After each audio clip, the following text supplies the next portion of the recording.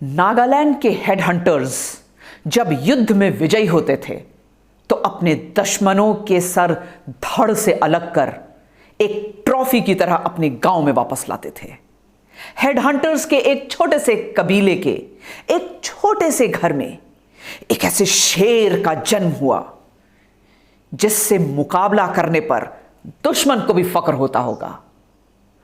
आज की कहानी है कैप्टन नीखेजाकू कैंगरूस के बारे में। जय Hind. I am Captain Yashika Hatwal Tyagi, the First Lady Officer from the Logistics Wing of Indian Army, to be part of Battle Zone in Operation Vijay, popularly known as Battle of Kargil. And welcome to Shorter Tales, a series of awe-inspiring stories. The stories that would make you feel proud as an Indian. The stories of timeless traditions and trivia of Indian Army. तो आज की कहानी शुरू करते हैं। इस कहानी के नायक हैं महावीर चक्र विजेता कैप्टन नीखेजाकू कैंगरूस। उनके दोस्त उन्हें प्यार से नीबू कहते थे और उनकी राजस्थानी ट्रुप्स निंबू साहब कहती थी। Captain Kangaroos was the commander of the घातक प्लेटून of 2 राजपुताना राइफल्स। अब यह घातक प्लेटून क्या होती है? किसी भी इन्फेंट्री रेजिमेंट के सबसे ज्यादा फिजिकली फिट और सबसे मजबूत इरादों वाले तकरीबन 20 से 25 कमांडो से मिलकर यह घातक प्लेटून तैयार होती है। It is the sharpest edge of the knife. Captain Kenguruse और उनकी घातक प्लेटून को कारगिल की लड़ाई के दौरान उनके कमांडिंग ऑफिसर द्वारा एक टारगेट दिया गया। यह टारगेट था 16,000 फीट ऊंची द्रास सेक्टर में एक पहाड़ी थी जिसे क्लेफ ब्लैक रॉक का नाम दिया गया था। इस क्लेफ ब्लैक रॉक पे पाकिस्तानियों की एक मशीन गन पोस्ट थी जिसकी वजह से हमारी फौज को नुकसान हो रहा था। तो कमांडिंग ऑफिसर ने कैप्टन कैंगरूस को यह टास्क दिया कि आपकी घातक प्लेटून लेकर जाइए और उस मशीन गन पोस्ट को न्यूट्रलाइज करिए। अब क्योंकि ये दुश्मनों की जो ये पोस्ट थी ये पहाड़ियों के बीच इस तरह से छुपी हुई थी जहां हमारी डायरेक्ट आर्टिलरी फायर नहीं आ रही थी और न ही हमारे हवाई जहाज वहां बम गिरा पा रहे थे। This post could only be neutralized by a commando mission of battle hardy infantryman. Dras sector के बारे में आपको कुछ बताती हूं। द्रास सेक्टर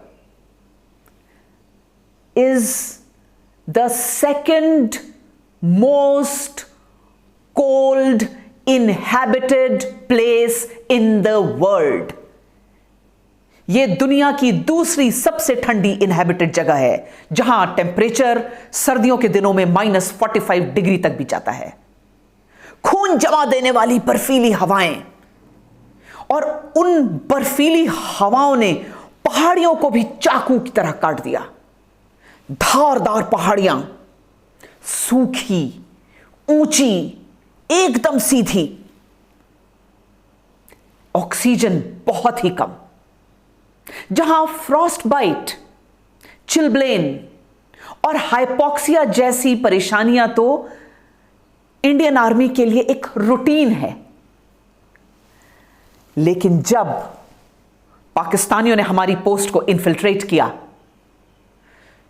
अब हमारे सामने सिर्फ एक ही मिशन था, दुश्मन से अपनी जमीन वापस लेना। अर्जुन के ध्येय की तरह निशाना सिर्फ मछली की आंख पर।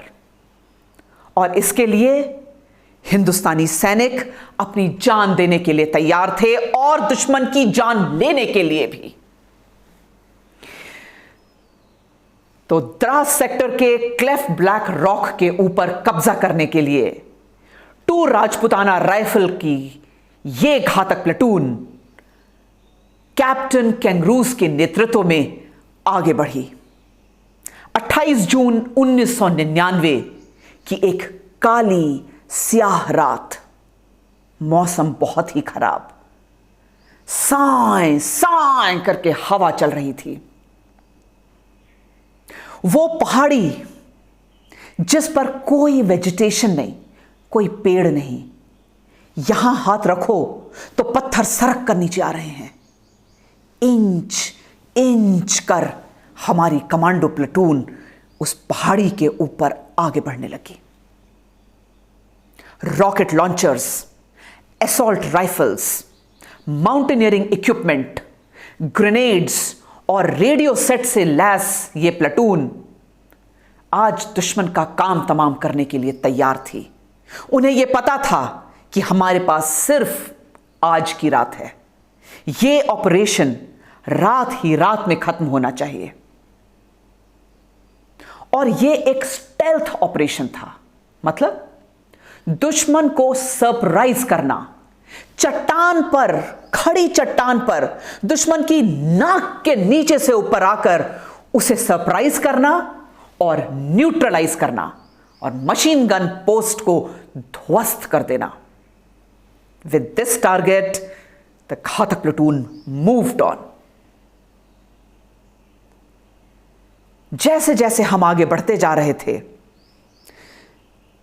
चट्टानें और कठिन और खड़ी और धारदार होती जा रही थी। बर्फ से फिसलती हुई चट्टानों में ना हाथ को कोई होल्ड मिल रहा था, ना पैरों को।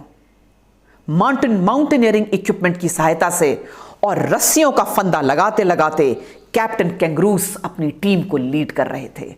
इन Indian army the officers lead from the front. Captain Kenguruse was doing exactly that. लेकिन लड़ाई का समय था, दुश्मन भी चौकन्ना था। पत्थरों के सरकने की आवाज, जैसे ही उसे हल्की सी भी कहीं से एक मूवमेंट सुनाई दी, जनरल डायरेक्शन पर उसने अपनी मशीन गन खोल दी। एक गोली का टुकड़ा आया और कैप्टन कैंगरूस के पेट पे आकर लगा। कैप्टन कैंगरूस की इंटेस्टाइन्स डैमेज हो गई, खून बहने लगा। उनके एक जवान ने कहा, नीबू साहब, आपके पेट से तो बहुत खून बह रहा है। इस बहादुर शेर ने कहा, चिंता नहीं, चिंता नहीं, मिशन पर ध्यान दो। मैं बेल्ट जरा कस के बांधता हूं, खून रुक जाएगा। बहते हुए खून से कैप्टन कैंगरूस को कोई फर्क नहीं पड़ा और वो अपनी टीम को लीड करते गए। आगे जाकर एक ऐसा समय आया जब उनके सामने एक खड़ी चट्टान थी। 90 डिग्री खड़ी इस चट्टान पर कोई फुटहोल्ड नहीं। बर्फ की वजह से यह पूरी चट्टान फिसलन भरी हो गई थी। स्ट्रैटेजी के मुताबिक इस चट्टान को एक कमांडो ने क्रॉस करना था, ऊपर पहुंचकर रस्सी बांधनी थी और उस रस्सी की सहायता से बाकी प्लेटून ने ऊपर पहुंचना था। और फिर इस प्लेटून का काम था दुश्मन की पोस्ट को तहस नहस करना। कैप्टन कैंगरूस ने आगे बढ़कर वो काम संभाला। एक कंधे पर उन्होंने रॉकेट लॉन्चर टांगा, दूसरे कंधे पर असॉल्ट राइफल, और अपने हाथों से फुटहोल्ड लेकर नाखूनों को चट्टानों में गड़ाकर उन्होंने धीरे धीरे कर ऊपर बढ़ना शुरू किया। लेकिन एक बड़ी मुश्किल थी।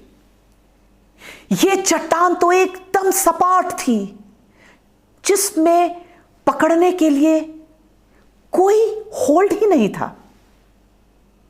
कैप्टन कैंगरूस ने आइस एक्स की मदद से एक रस्सा टांगा।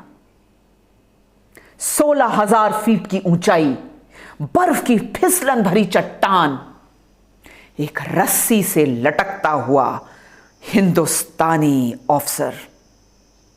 नीचे देखो तो गहरी खाई। ऊपर बढ़ने के लिए उन्हें पैरों का फुटहोल्ड चाहिए, लेकिन इतनी फिसलन है उस चट्टान में कि कोई ना कोई आइडिया लगाना पड़ेगा। और फिर कैप्टन कैंगरूस ने वो किया जो आप और मैं सोच भी नहीं सकते। शायद उनके दिमाग में अपने नागालैंड का वो गांव याद आया होगा, जब उन्होंने दोस्तों के साथ किसी चिकने पेड़ के ऊपर चढ़ने की कोशिश करी होगी। कैप्टन कैंगरूस ने उस एल्टीट्यूड पे -10 डिग्री की उस सुन्न कर देने वाली ठंड में अपने जूते निकाल दिए, क्योंकि नंगे पैर चट्टान के ऊपर ज्यादा अच्छी तरीके से ग्रिप बन सकती है। क्या इंसान रहा होगा वो, क्या उसकी हिम्मत रही होगी कि किसी भी मुश्किल का सामना करने के लिए वो तैयार थे, जान की बाजी लगाने को वो तैयार थे। उनका ये आइडिया सक्सेसफुल हुआ और उन्होंने अपने पैरों से और हाथों से ग्रिप बनाते हुए रस्सा बांधते गए और ऊपर बढ़ते गए। मेहनत रंग लाई। The god favours the brave, the fortune favours the brave. और आखिरकार कैप्टन कैंगरूस उस चट्टान के ऊपर पहुंचे और रस्सा बांधने में सफल हुए। अब 2 राजपूत की घातक प्लेटून उस रस्सा पकड़कर ऊपर चढ़ने लगी, लेकिन इस समय तक दुश्मन के पोस्ट में भगदड़ मच गई। इंडियन आर्मी आ गई, इंडियन आर्मी आ गई, इंडियन आर्मी आ गई, और उन्होंने अपने स्मॉल आर्म्स का फायर खोल दिया। कैप्टन कैंगरूस का वो शरीर आप इमेजिन करिए, जहां हाथ के नाखून छिल चुके हैं, पैरों से खून बह रहा है, पेट पर गोली लगी है। कैप्टन कैंगरूस खड़े हुए, उन्होंने अपने कंधे से रॉकेट लॉन्चर निकाला और दुश्मन के बंकर्स के ऊपर फायर करना शुरू हुआ। 1 2 3 4 5 6 7। एक नहीं, उन्होंने दुश्मन के 7 बंकर बर्बाद किए। दुश्मन ने अपना स्मॉल आर्म फायर उनके ऊपर पूरा का पूरा खोल दिया। गोलियां लगती रहीं, कोई गोलियां कान के पास से निकल रही हैं, कोई पैर के पास से निकल रही हैं, और ऐसे में कैप्टन कैंगरूस अपनी असॉल्ट राइफल लेकर आगे बढ़ते गए और उन्होंने 2 दुश्मनों को, 2 पाकिस्तानी सोल्जर्स को मार गिराया। क्या मंजर रहा होगा वो, जब ये नागा वॉरियर, एक नागा हेडहंटर वॉरियर, अपना कमांडो नाइफ लेकर आगे बढ़ा और 2 पाकिस्तानियों के सर धड़ से अलग कर दिए। एक यहां गिरा, एक वहां गिरा। दुश्मन ने समझ लिया यह साक्षात मौत है और इस हिंदुस्तानी सैनिक को खत्म करना ही पड़ेगा। उसने अपना मशीन गन का फायर कैप्टन कैंगरूस की तरफ एम किया और पूरी की पूरी बौछार, गोलियों की बौछार उनके ऊपर कर दी। वो इंपैक्ट इतना जोरदार था कि कैप्टन कैंगरूस का शरीर उछला, जमीन से उछला और पहाड़ी से नीचे गहरी खाई में गिर गया। अब तक 2 राजपूत की घातक प्लेटून ऊपर तक आ गई थी, लेकिन कैप्टन कैंगरूस ने तो अकेले ही दुश्मन की पूरी पोस्ट को तहस नहस कर दिया था। बाकी बचे हुए दुश्मनों को 2 राजरीफ की घातक प्लेटून ने मौत के घाट उतारा और तिरंगा झंडा फहरा दिया। गहरी खाई में समाये अपने प्लेटून कमांडर को उन्होंने नम आंखों से विदाई दी और उनके वो शब्द उस बर्फीली हवा में गूंज रहे होंगे, नीबू साहब ये आपकी जीत है, नीबू साहब ये आपकी जीत है।